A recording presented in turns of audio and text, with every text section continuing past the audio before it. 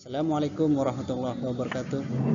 Pada hari ini kita akan diskusi tentang adaptasi kebiasaan baru menuju masyarakat produktif dan aman COVID-19.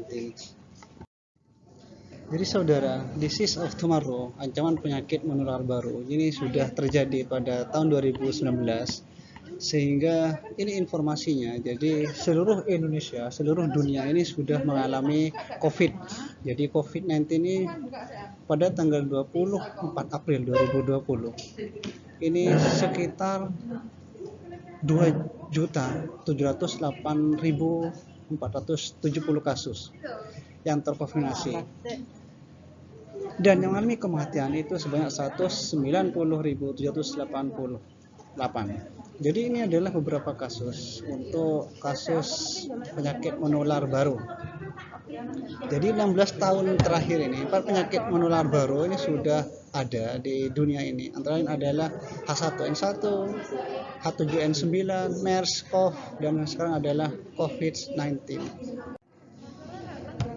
COVID-19 ini mengapa mengalami peningkatan kasusnya? Karena tingginya risiko penyakit menular baru ini dan beban penyakit tidak menular. Kemudian tidak ada navigasi atau data yang tidak terintegrasi dan valid, dan sektor kesehatan yang fokus pada kuratif. Jadi pengadaan fasilitas alat kesehatan itu juga berpengaruh terhadap peningkatan kasus COVID-19. Kemudian ada ketergantungan terhadap produk alat kesehatan dan obat luar negeri. Ini yang menyebabkan terjadinya darurat kesehatan masyarakat.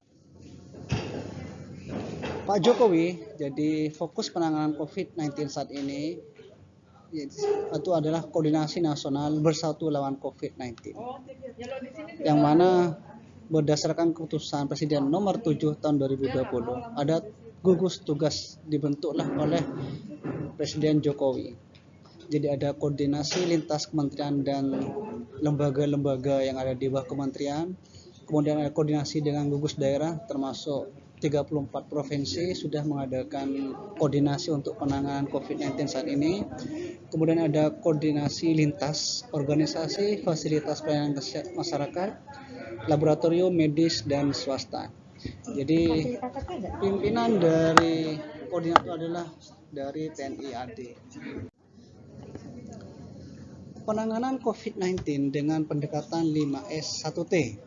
Jadi 5S1T itu antara lain adalah S yang pertama adalah strategi, struktur, sistem, skill, dan speed.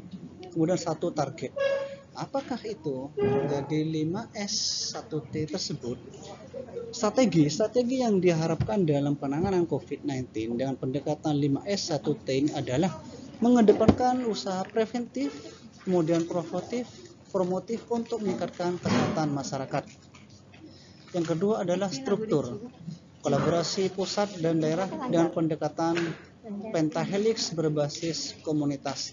Nah, inilah yang sangat penting dalam struktur, dalam fokus penanganan pendekatan 5S1T pada kasus COVID-19. Kemudian ada sistem. Nah, sistem ini adalah manajemen penanganan berbasis gotong royong. Jadi kita tidak bisa kerja sendiri, jadi kita harus kerjakan secara bersama-sama. Kemudian ada selanjutnya adalah skill. Skill ada kepakaran masing-masing bidang ilmu, baik itu kesehatan masyarakat, epidemiologi, medis, teknologi, kesehatan, ekonomi, hukum sosial, budaya, dan lain. Jadi kepakaran masing-masing dari pengetahuan ini sangat mendukung dalam penanganan COVID-19. Selanjutnya adalah speed. Speed ini adalah kedisiplinan dari semua lini masyarakat yang terlibat dalam penanganan COVID-19. Komitmen dari kita semua, militansi dan rantai komando dari pusat sampai ke RT RW, kalau perlu sampai ke keluarga kecil, itu adalah sebagai kunci kecepatan penanganan COVID. Apa sih targetnya? Jadi targetnya itu adalah semua masyarakat di Indonesia adalah bebas dari COVID-19. Fokus penanganan COVID-19 saat ini adalah yang pertama dari upaya kesehatan untuk program kuratif, disediakan 220 laboratorium pengujian COVID-19. Kemudian pemerintah juga sudah menyiapkan 2.902 rumah sakit COVID-19. Terus ada pembangunan rumah sakit darurat di Surabaya, itu ada rumah sakit lapangan di Indrapura. Kemudian untuk program preventif untuk upaya kesehatan adalah memberikan promosi kesehatan melalui media sosial atau media massa. Kemudian upaya kesehatan berbasis masyarakat, antara adalah RT, RW, termasuk pemerintah daerah. Terus pendanaan ini semuanya nanti adalah alokasi dari anggaran pusat untuk sosial, industri, pemulihan ekonomi. Kemudian alokasi anggaran daerah yaitu untuk penanganan kesehatan, dampak ekonomi, dan penyedia jaringan pengaman sosial. Untuk upaya preventif dan promotif dari segi pendanaan adalah alokasi anggaran promosi kesehatan Kementerian Kesehatan Republik Indonesia. Kemudian yang ketiga adalah bentuk penanganan. Bentuk penanganan untuk program kuratif adalah alat pelindung diri, termasuk adalah masker, RDC, terus PCR, termasuk obat, ada mesin dan reagen. Untuk program kita adalah nanti ada vaksin untuk COVID-19. Untuk usaha preventif dalam bentuk penanganan adalah surveillance aktif. Kemudian ada upaya kesehatan yang menyeluruh, kesehatan ibu dan anak, genetik, lingkungan. Permasalahan adalah untuk program kuratif ini adalah sangat mahal, padat teknologi, dan harus dibutuhkan dengan cepat. Sedangkan untuk upaya preventif dan promotif, ini sifatnya adalah hemat, efektif, efisien, dan berkelanjutan. Kemudian selanjutnya adalah bagaimana dengan perkembangan penanganan COVID-19 secara nasional. Kebijakan pemerintah terkait COVID-19 jadi dituangkan dalam Undang-Undang Nomor 24 Tahun 2007. Itu termasuk dengan tentang penanggulangan bencana. Kemudian keputusan Presiden Nomor 11 Tahun 2020 untuk penetapan kedaruratan kesehatan masyarakat COVID-19. Perubahan atas keputusan Presiden Nomor 7 Tahun 2020 tentang gugus tugas percepatan penanganan Corona Virus Disease 2019 atau COVID-19. Ada peraturan pembatasan sosial berskala besar PSBB Nomor 21 Tahun 2020. Tahapan masyarakat produktif dan aman COVID-19. Jadi ada tahap 1 sampai tahap 5, antara lain adalah untuk tahap 1 ada resiko tinggi, sedang, rendah, dan resiko tidak terdampak. Jadi ada beberapa skala atau tahapan tergantung dari kejadian COVID yang ada di situ. Kemudian dampak positif kebijakan pemerintah terhadap sektor kesehatan dan ekonomi ini sudah memberikan suatu dampak positif, antara lain adalah ada pembukaan 9 sektor ekonomi untuk tahap awal. Antara lain adalah usaha ekonomi bidang pertambangan, perminyakan, industri, konstruksi, perkebunan, pertanian dan peternakan, perikanan, logistik, dan transportasi barang. Sehingga dampak yang paling kita rasakan adalah penguatan rupiah, mata uang kita rupiah, sehingga insya Allah sektor ekonomi kita dengan adanya kebijakan-kebijakan pemerintah akan semakin menguat dan semakin baik lagi. Untuk peningkatan pelaporan data dari rumah sakit ini sudah dilakukan oleh pemerintah. Antara lain adalah rumah sakit yang awalnya 290 rumah sakit dan adanya COVID ini maka menjadi 1.687 rumah sakit yang menangani COVID-19.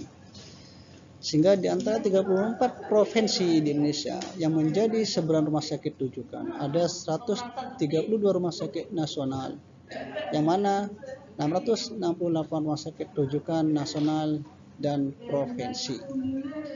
Ada 800 rumah sakit rujukan nasional dan provinsi. Ini adalah menghubungkan data rumah sakit dengan data surveillance dan laboratorium secara otomatis. Kemudian untuk fokus penanganan COVID-19 saat ini adalah peningkatan kuantitas pemeriksaan spesimen. Ini adalah kunci percepatan penanganan COVID-19 ini. Jadi mulai bulan Maret sampai bulan Juni tahun 2020-2021 ini sudah ada peningkatan total lab yang ada di 31 provinsi, ada 220 laboratorium yang siap memeriksa spesimen COVID-19. Sehingga dengan adanya pemeriksaan spesimen tersebut, maka percepatan untuk peningkatan dari penata-laksanaan COVID-19 semakin cepat. Jadi beberapa puskesmas rumah sakit untuk spesimennya sudah diperiksa. Sampai sekarang pemerintah sudah mengadakan kerjasama dengan beberapa kementerian. Jadi ada 11 kementerian untuk bersatu dalam memberikan pelaporan tentang kasus COVID-19. Saudara, harapan selanjutnya adalah kemandirian bangsa untuk APD berbahan baku dan dibuat di dalam negeri. Jadi ini sudah ada peningkatan kemampuan Indonesia untuk memproduksi alat pelindung diri, terutama untuk mencegah terjadinya penularan penyakit menular yang khususnya adalah penyakit COVID-19. Sehingga harapan dari adanya APD tersebut kita sebut dengan 4 sehat 5 sempurna. Apa itu? Jadi kita makan makanan bergizi, pakai masker, jaga jarak, cuci tangan, dan olahraga secara teratur. Jadi kedisiplinan individu dan kolektif mengubah perilaku. Target 70% masyarakat telah melakukan protokol kesehatan. Sehingga hasil akhir yang diharapkan adalah peningkatan dari ketahanan kesehatan masyarakat di Indonesia. Bagaimana dengan new normal yang diharapkan untuk menuju masyarakat produktif aman COVID-19? Tips biar tidak terpapar dengan COVID-19. Yang pertama adalah perubahan perilaku adalah kunci yang paling utama. Kemudian hidup lebih bersih, sehat dan taat terhadap protokol kesehatan. Sehingga wajib melaksanakan protokol kesehatan, tips agar tidak terkapar PHK. Jadi kita memperhatikan risiko daerah, reaktivasi sektor secara bertahap, waktu untuk diaktifkannya kegiatan masyarakat produktif dan aman. Sehingga ini tergantung dari kenaikan kasus di wilayah masing-masing.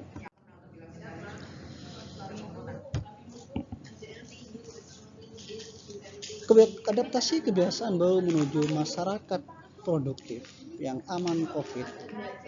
Harapan nanti ada penurunan kasus dari risiko tinggi menjadi risiko rendah atau menjadi daerah yang tidak terdampak. Harapan dari new normal yang selanjutnya adalah setiap daerah memiliki kewenangan untuk melakukan penataksanaannya tersendiri dan mandiri, sehingga masyarakat menjadi produktif dan bebas dari COVID-19. Baik, demikian adalah penjelasan tentang new normal. Terima kasih banyak. Baik, kita bersatu lawan COVID-19. Terima kasih. Assalamualaikum warahmatullahi wabarakatuh. Wis, 15 menit cukup.